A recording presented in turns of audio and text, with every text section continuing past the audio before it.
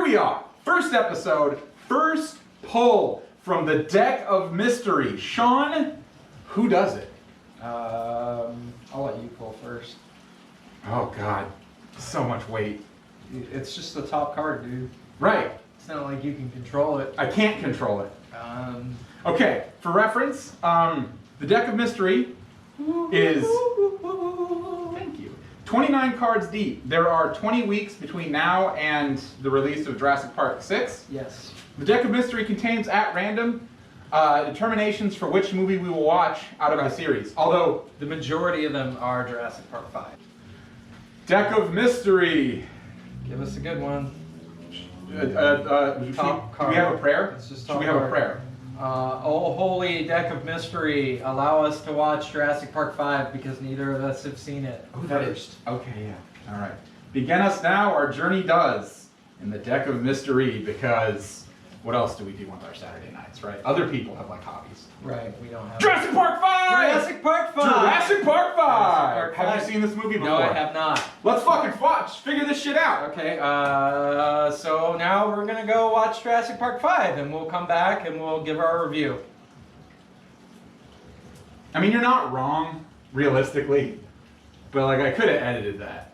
And I know right now, I'm editing this, watching me tell you this right now, and going, I'm probably gonna leave that in.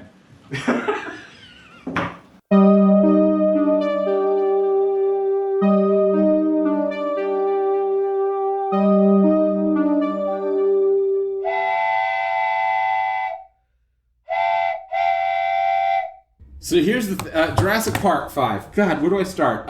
Here's the plot of Jurassic Park 5. A man has made dinosaurs using science. Right, but that happened in Jurassic Park 1. It happened in a lot of these movies. Yes. A man has made dinosaurs using science. Yes. Then he created a park to show people those dinosaurs. It was later determined to be a mistake, and that did not end well, because inevitably they played God and created a dinosaur smarter than them. Yeah, but let's Well, hold on. let's point out a couple of things because The crux of this movie is that after the fall of the Jurassic World Park in Jurassic Park world, the island is exploding, and there are dinosaurs that were de-extincted because of science, but will be re-extincted because of a volcano. Yeah. And for some reason that I cannot possibly fathom, people are engaged in an ethical debate about the re-extinction of the de-extincted animals. And do you want to know why, Sean? I cannot fathom it would be an ethical debate at all. because they were extinct. We made them in a fucking lab! We made them in a tube! There was a whole... I wrote Mr. DNA. There's a whole thing. I'm going to put this in. Future Eli. Edit that in. A DNA strand like me is a blueprint for building a living thing. We use the complete DNA of a frog to fill in the holes and complete the code. And now we can make a baby dinosaur. Just make some more! Just make some more! I don't understand why they need to be made at all. Personally, that's just my view on it. I don't think that they need to be made at all. No. I think that we shouldn't be making them at all. So this movie, unlike some of the other movies, has some things in it that are a little bit different. So if you watch the first 4 films, all 4 of them are essentially about people creating dinosaurs and then trying to put them in a theme park for some reason for other people to go and gawk and look at. Because apparently that's the only thing we can do with big animals. Well, to be right? fair, this movie does address that. This movie does address that. So in this movie, the idea is there's this moral dilemma that all of the dinosaurs are going to die because the island that they're on is exploding. Volcano. It's got a giant volcano. So in fact, we spend a good portion of the movie with the main character, Chris Pratt, and the rest of the cast running away from said exploding volcano and almost dying, and also running away from dinosaurs that are trying to kill them. Anyways, What's interesting to me is that they're all very clearly aware of how the Indoraptor works and the fact that they can just use the laser and the sound to have it go to a specific target. Yes. What is interesting to me is that instead of just doing that when they're faced with the Indoraptor to have it not kill them, they just let it eat them. Like the one guy who gets in the cage because he's an idiot and he thinks he put it to sleep and it like totally fakes him out. It looks at the camera and smiles like, trick this guy.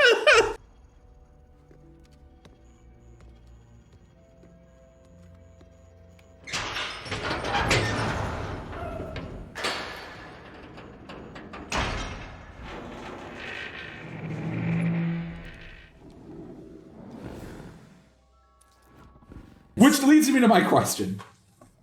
How much should we expect from a franchise that sells dinosaurs to 10-year-olds and the Chinese?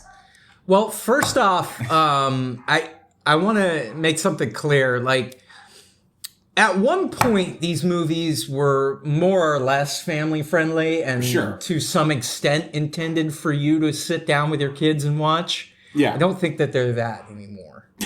I don't think that they've been that for a while now. The conundrum with these films is kind of the same that we ran into with Transformers 5, and it's, who are these really for?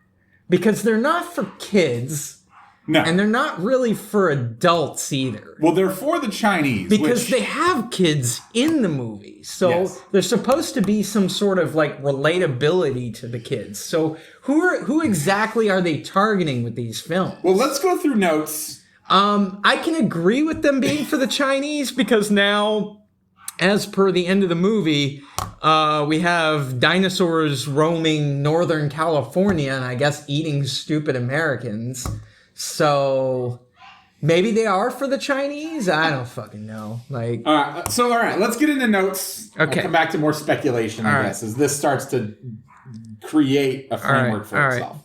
All right. Yeah, what do you got?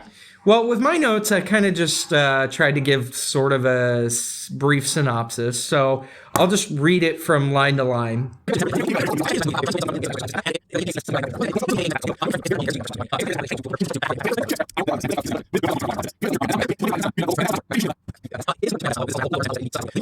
The movie ends with the dinos being released from captivity instead of being allowed to die into Northern California. Gotcha. So now the U.S. is just full of dinosaurs. Well, okay, for one, there's like 11 dinosaurs. Well, there's probably a little bit more than that. For but two, yeah, sure. They spent conservatively 10 minutes in this movie talking about how the dinosaurs all have tracking equipment inside of them. Yes, but as was noted while they were on the island getting ready to leave, the device that they were using to track that stuff that was connected to the systems got destroyed. Okay, Sean, do you know how... There's this... Plot holes! No! There are no plot holes. No, there's no plot holes. It's a perfect film? Holes. It is a perfect film. How do radios work? Shut up. Now, how do they work? They use an RF signal. There's a broadcast. Yes. And then it goes out. Yes. And then there's receivers. Yes. That track the broadcast. Yeah, but they talked about these being on a secure system that uses satellites. There was a tracking system in place at your park. Radio frequency ID chips in each dinosaur. I remember. Right, so if we could access that system, our ability to locate and capture those animals safely would increase. So it's not the same. Oh, did all the satellites crash? No, the satellites are there, but the problem is, like, if you're not jacked into the correct system to link to that, you can't link to that to see where it is. If I'm not at So they only had the one device, and the one device got destroyed. So now they can't track it. If I'm not at computer terminal... Look, shut up. They're not trackable. They're not trackable anymore. They're not trackable anymore. Okay. Except for maybe in the next film when they are trackable again. Oh, gotcha. But we don't know about that yet. Correct. Because that movie hasn't come out yet. All right. Let's cover your notes. Is this dry? Let's find out. That's dry enough for me. Let's cover your notes, shall we? I don't have any notes of interest. You don't have any notes of interest? Okay, so I think this is worth explaining. Last time we did this, Sean and I took notes at every watch. Sean, can you sort of show your notes page to the camera real quick? More or less. Right. See, he writes in like nice, neat little lines. Yeah. Sean writes like a novelist, like a page. I write like a serial Crazed killer maniac. man. Yeah. So this is a light note for me. You have some circles here. I've outlined some stuff. This is just a question in the middle of the page for no reason. And then as time goes on and what do you want to call this? Rewatch madness sets in. Yeah. Yeah, as rewatch madness sets in, this is gonna get worse. There's gonna be like lines and other stuff. But anyway, what I wrote here, I don't like watching movies critically. How does that relate to this movie at all? I was watching it and I was thinking, man, this movie doesn't make any sense. Well, I noticed that on. you started to do your grumble shit, and I had to shut it down pretty quick. I didn't like watching the movie critically. So what I mean is, get that. All right, Okay, fair enough. well, hold on. What are you doing? I'm getting markers because we're gonna have to name this segment. We'll clean it up. So anyway, what I mean by that is like, you can watch a movie and you can go, oh wow, I am seeing this film, and it's a series of images and sounds. Right. For 90 or so minutes, and then eventually it stops. And I have to start thinking about the harrowing, empty existence that is my reality.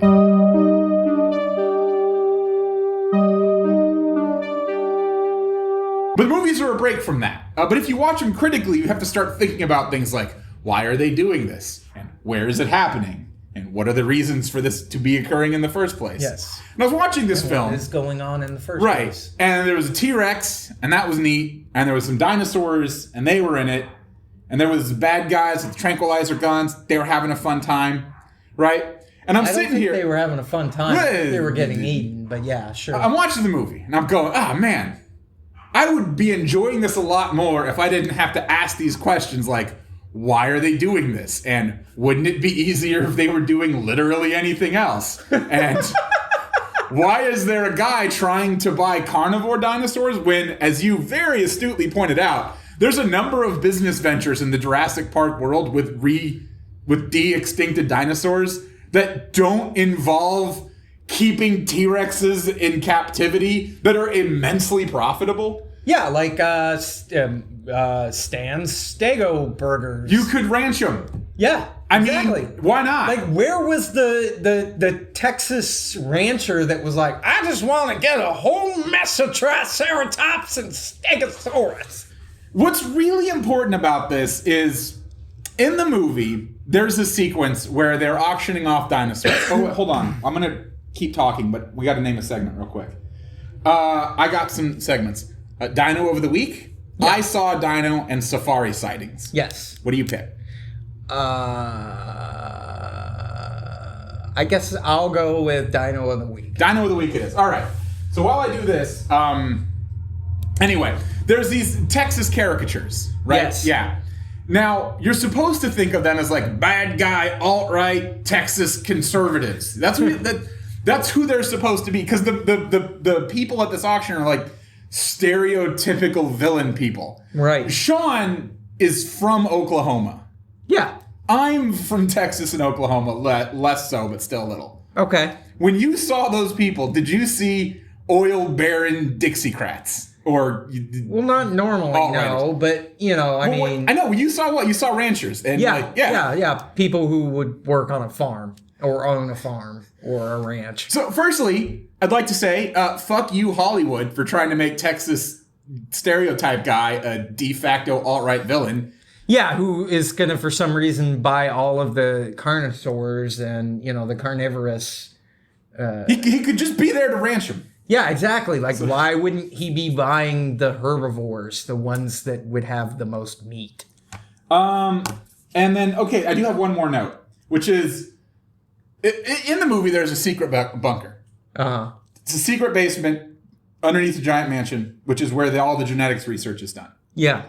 And you got to know a secret code to get into the secret basement, and only secret people who can have the secret code know that the secret basement exists, let alone how to get into the secret basement. Yeah. And then you work in the secret basement on super secret stuff. Yeah. All right. In that basement, there is a door that is not locked.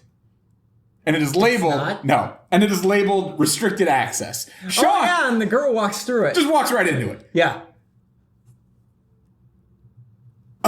Why is there no lock on it? Why would you write that on that door and also make it a door that doesn't lock when it's in a secret passcode basement? I'll let you speculate. You would think that the whole thing would say would be restricted access, right? Like the whole thing is already restricted access because you got to know the secret code to get into the secret basement. Yeah, I don't know. And for some reason, also the little girl, the granddaughter, the one tiny person that's in the film, she's a clone. Turns out she's a clone, but yeah, we'll suss that out in a later episode. Anyways, why did she have the code? That's never explained. No, it is. She saw the people entering it. Oh, okay. Okay. So they just don't do it very stealthily. This cheap plywood that we painted lazily this afternoon is really doing a number on our literally the least expensive markers I could find. Well, you know, it also doesn't have the chalkboard paint on it. I feel like this sentence explains itself as I say it. Yeah, okay. Fair enough. Yeah. All right. My dino of the week. My safari sighting, but dino of the week is good. Dino of the week! Dino of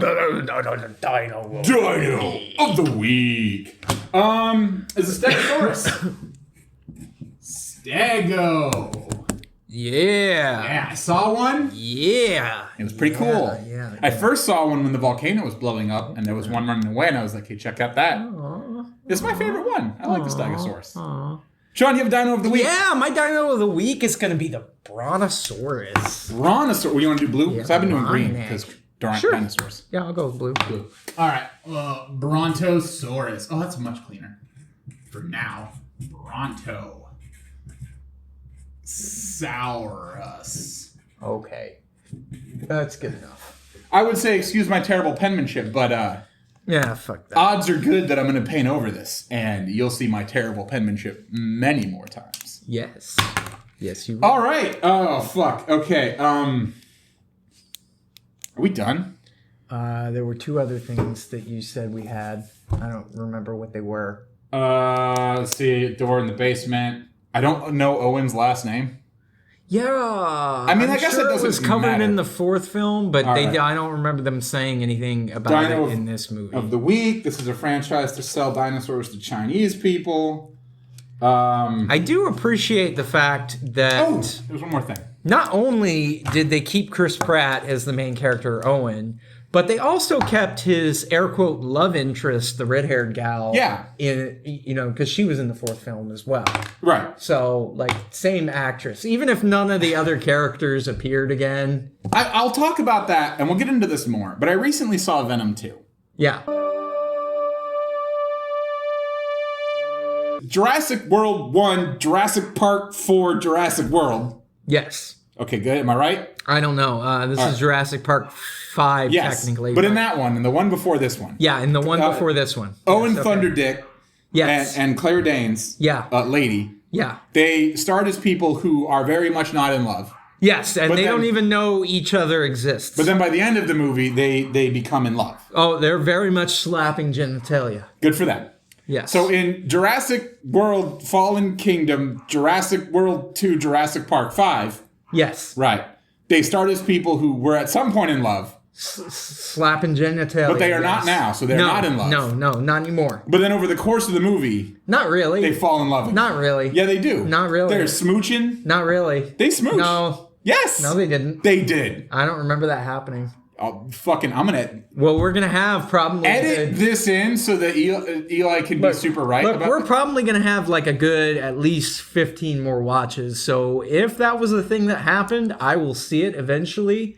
But I don't remember seeing it on this watch. All right, which leads us to, I think, was honestly probably something we should talk about. Sean, how would you rate the first watch of Jurassic World 2, Jurassic Park 5, Fallen Kingdom, in anticipation for Jurassic World 3, Jurassic Park 6, Domination, coming to theaters June 2022, out of 5 roars? How would you rate your experience? I'm going to give it a 1 roar because it was not that good. That's terrible. How would you rate it? 2.5 roars. Yeah, that's about what I expected. It's not... Look, it's not like... I didn't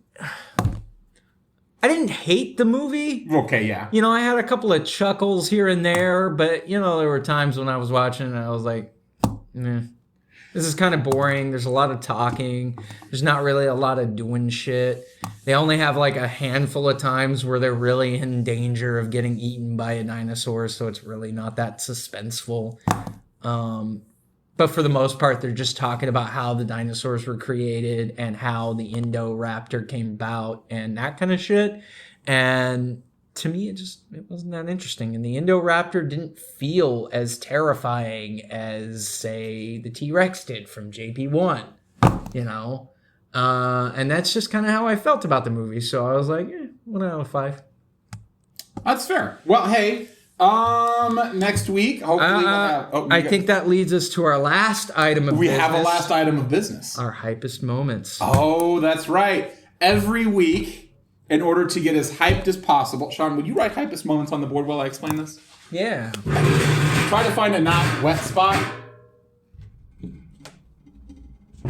That's fair. Every week, in order to get as hyped as possible for the next entry in our cash grab soulless Hollywood franchise, we find the hypest moment from the previous entrant, or I guess in this case, whatever we watched in the previous watch of the cash grab soulless Hollywood franchise. Right. Our hypest moment that gets us hyped for the next movie. Sean, what was your hypest moment? My hypest moment was the sad time when when everyone was on the boat and they were watching the long neck die.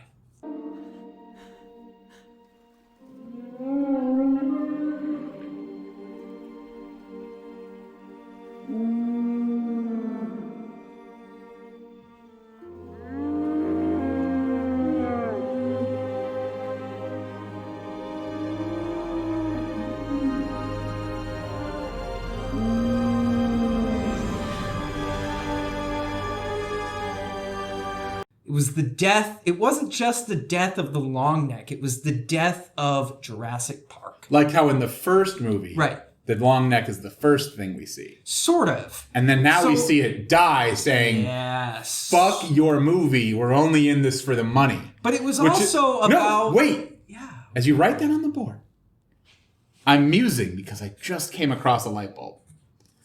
In the first Jurassic Park movie, the first dinosaur we see is a long neck standing on both of its legs, eating something. Yeah, wet spot. That's fine. Eating some plants, eating some food, sustaining itself and growing and thriving. Right. In this movie, we see the same long neck, figuratively, on both of its legs, standing up and dying, saying to the audience, the hope and optimism you had for Jurassic Park, it is now officially dead. Yes. We are a soulless cash grab designed for profit. And Sean, what is the next thing that happens in this movie after that long neck's death? They auction the dinosaurs. Yes, they auction the dinosaurs from the park off. And make a soulless dinosaur to literally grab cash. Yes. The movie becomes a metaphorical and literal cash grab. Soulless cash grab. Right. That's a beautiful hypest moment. Yeah, that was my hypest moment. Mine is when the T-Rex roared.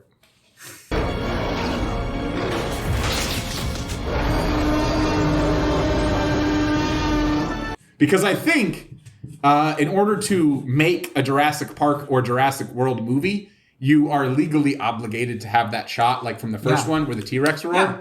But like in every movie where the T-Rex roars. See, I would have to assume that somewhere there was a contract with Steven Spielberg, because I'm officially deciding that he controls everything as far as Jurassic Park goes, because he directed the first film, even though he didn't write it. But he had a secret contract with Universal that basically said that if you ever make any Jurassic-affiliated movie, you have to have a T-Rex come out, attack something, and then roar. That's true. You have to. You have to. I'm pretty sure it's happened in every movie. Oh yeah, it happened in the last one before this one. Now, if this project wasn't this project, I would go through all the films and I would find that shot because it happens in every movie. But because we're going to watch Jurassic World 5, or possibly all of them at some point, Maybe. I'm just going to catalog them as we go, and hopefully by the end of this nonsense, we will have all of them at once. So it should be pretty easy to do. Yeah. All right. Well, hey, this is a journey that we're going to all take together. Yep. But mostly it's a journey of friendship. And if you want to be our friend, that's weird. But you can email us at aatht@outlook.com. No, I'm totally cool with being your friend. He wants to be your If friend. you want to send us some money, that would Do be that. great. That would actually help our friendship along because then, this kind of stuff could happen a little bit easier. No, it wouldn't. Because this was like,